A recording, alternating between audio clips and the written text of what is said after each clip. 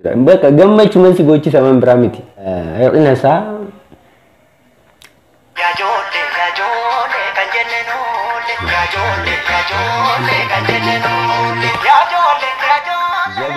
jagnaadha. Bakka sammuun yaadu sammuun bareechee hojjetu sammuun saba isaa yaadu akkasitti yaaduu qaba. Akkasitti afaan isaati keessaa waan mi'aan gammadan.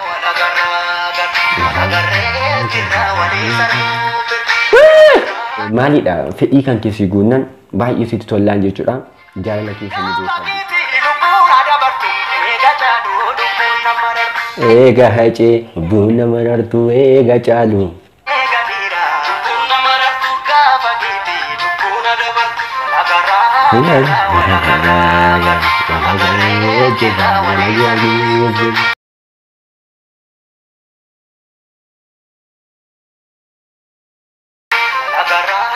Asama hordoftoota maatii chaanaalii keenya caalaan biyyeessan akka fayyaa keessanii baga nagaa keessan taatan nagaa godhaadhaaf viidiyoo tokko qabadhee dibee dhufee jira.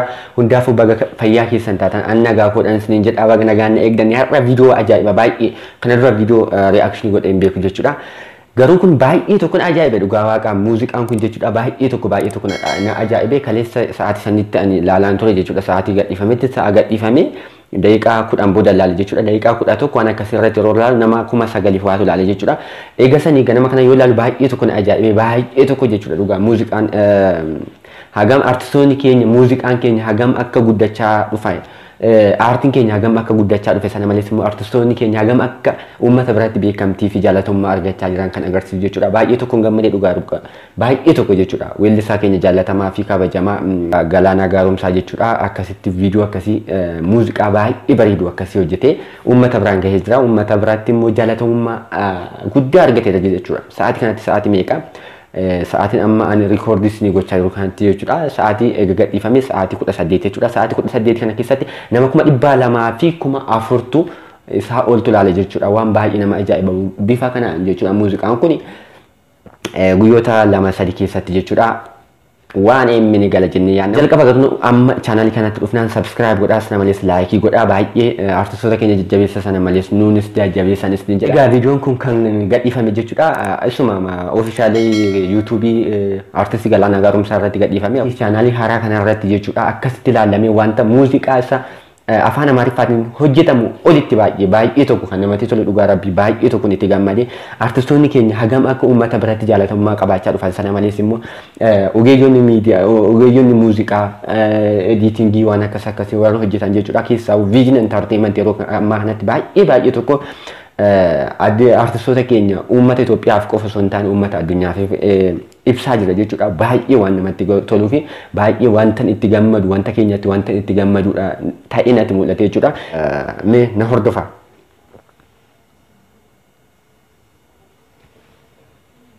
Hiriyaa picture.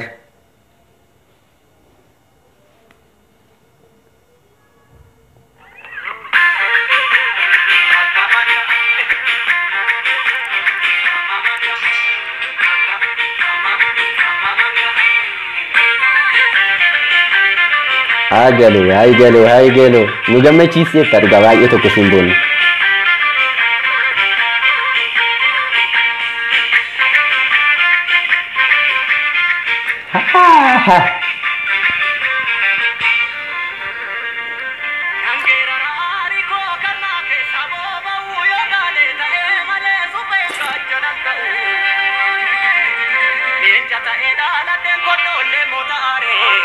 Wow. Dhugaa baay'ee tokko natti tola baay'ee tokko jechuudha sagaleen isaa baay'ee tokko na ajaa'iba. Mee sagaluma isaa laala yeedaloo inni filateetu hojjetu jechuudha. Mee itti hafuufnu.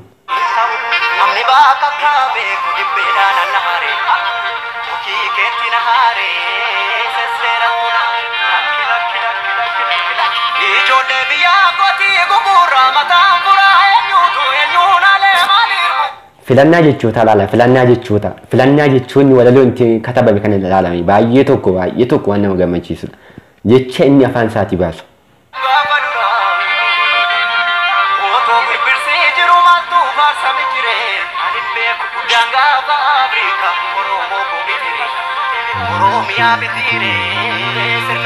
Yeroo baay'ee Galaanaan jechuudha akkuma muuziqaa sabboonummaa, muuziqaa babbareedaa, muuziqaa saba biratti jaallatamu jechuudha filate kan dhiyeessudha. As keessattis waa'ee gadaa kaasaa, waa'ee artistii keenyaa kaasaa isaa kaleessa sana laaleera jechuudha. Baay'ee tokko waan nama hawwatudha jechuudha.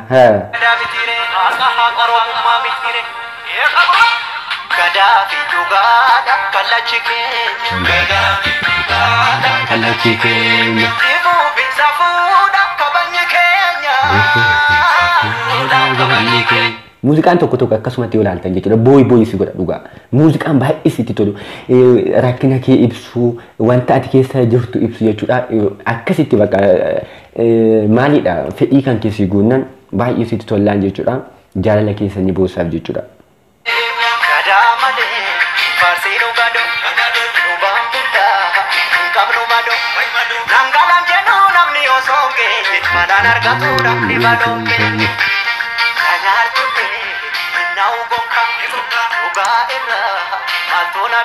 Mesti tokko sin oolu.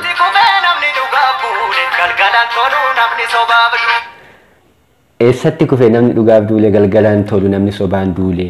Namni sobaan waaw.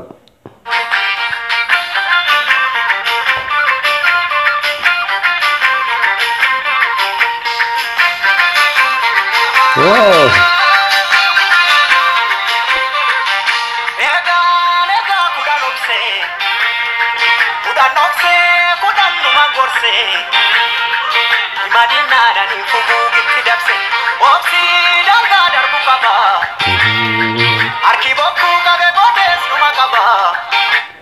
Jalqaba garuu galaanaan jechuudha. Ilma abbaa gadaa isa keessaa namni tokko akkasumatti abbaa gadaadha. Ilma abbaa gadaati maal garuu hagam akka keessa seenaa qo'atee hagam akka waa'ee gadaa hubatee akkasitti bal'isee yaaduu fi akkasitti bal'isee katabu baay'ee tokko na ajaa'iba. Baay'ee tokko jechuudha dhugaa baay'ee ittiin buuna keessattuu zabana qabsoo sana jechuudha keessattuu ammas qabsoodhuma keessa gara jabana qabsoon jalqaba diddaan garbummaa ka'uun jalqaba jechuudha. Muuziqaan inni hojjechaa ture bakka ummata keessatti baay'ee fedhii addaa uuma jechuudha. Mee addaan sinin kutuu hundaafuu baay'ee tokko waan natti toluuf waan biraa keessa na seensaa waan ta'eef sanaaf jidduutti seenaa.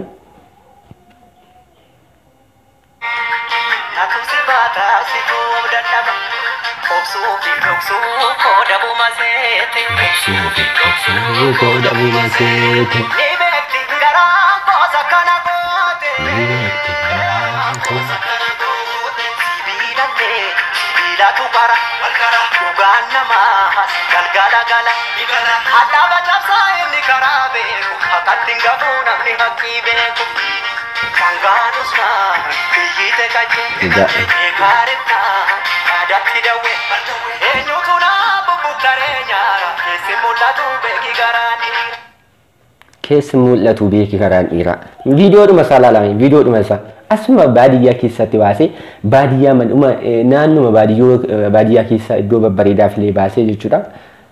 Garuu jaalatamummaa hagas uummata biraa argachuun kabaja guddaa isuma uummatuma Oromootiif kabaja guddaa akkasitti jaalatamee addunyaa irratti mul'ate artistoonni keenya walumaa galatti jechuudha waan baay'ee nama gammachiisu hundaafuu isin itti aanfufu.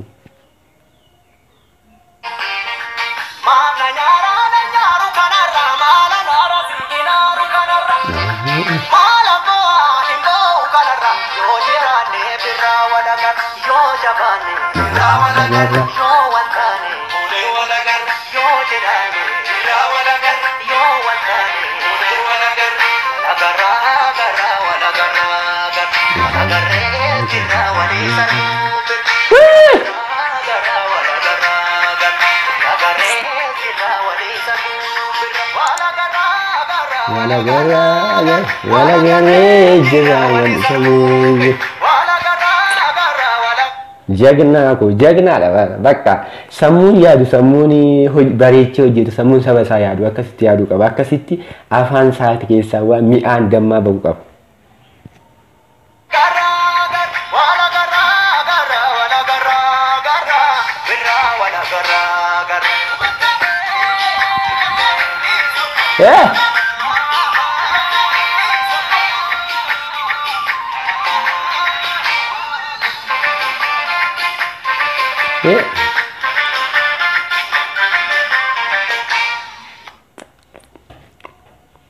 Kuni yeroo masaatu beektani laata yeroo masaatu muuziqaa kana keessatti yeroo inni arge yeroo isaa kana jedhee wanta ni mukamu muuziqaa hedduun baay'ee laala baay'een jaalladha yeroo inni isaa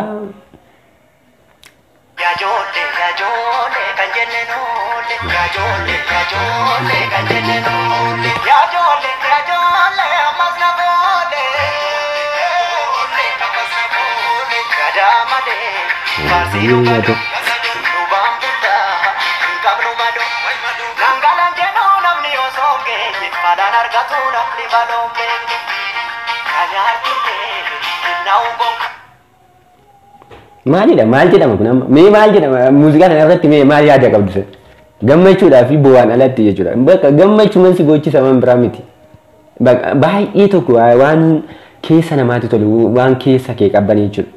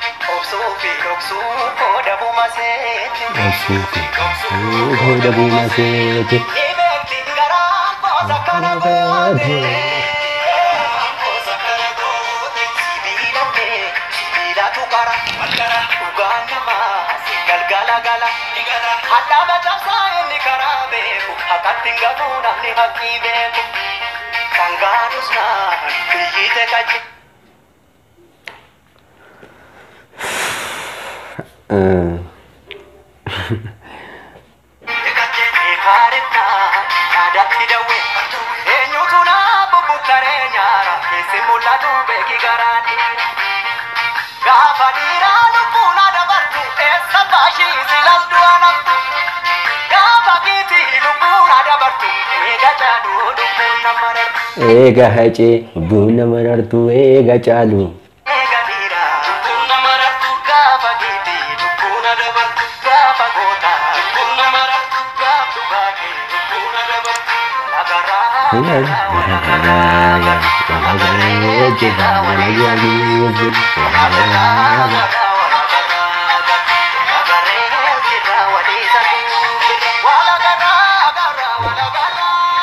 wala gareje wala isatu wala gareje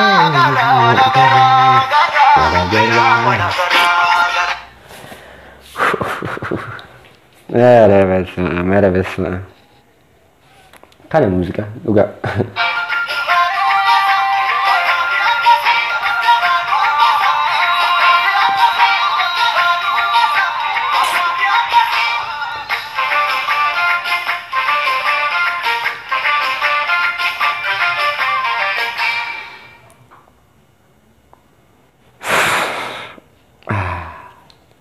kuni qabbana baay'ee bakka wanta jedhamu nama wallaalchisa waan jedhamu dhugaa waaqa baay'ee wanta jedhamu nama wallaalchisa baay'ee bakka keessa kan kee gammachuu itti kenna abdiis itti kenna aartiin keenya gama akka guddate aartistoonni keenya gama akka jaallataman eessa akka jiran garamitti immoo aartiin Oromoo kun deemaa jira an jedhamee nama yaachisuu fi baay'ee nama gammachiisaa jirudha dhugaa baay'ee tokko baay'ee jechuudha durii akkuma beekamu jechuudha keessattuu mee muuziqaadhuma ijoollee reakshinii gootu laala ijoollee reakshinii gootu ishee afaan Amaariffaatiin gootu jechuudha viyuun isaanii guddaan qaban muuziqaa Oromoo warqiitu eenyudha Magartuu Warqinaa Caalaa Gaaromsaa Andu'aalem Gosaa viyuun isaanii jechuudha viyuun isaanii afaan Amaariffaatiin gara biraatitti afaan Amaariffaatiin hojjetanii ishee reakshinii godhan jechuudha nama kuma takka yoo ilaaleef garuu mucaa Jahaanni ka jedhamu yoo beektan jechuudha isa biyya Asiin jirnaaf fakkaate mucaa sun biyya keessa jiru mucaa Adaamaadha muuziqaa isaa Rufnaan dhiyoo hojjete nama kuma afurtu ilaaleef reakshinii godhe garuu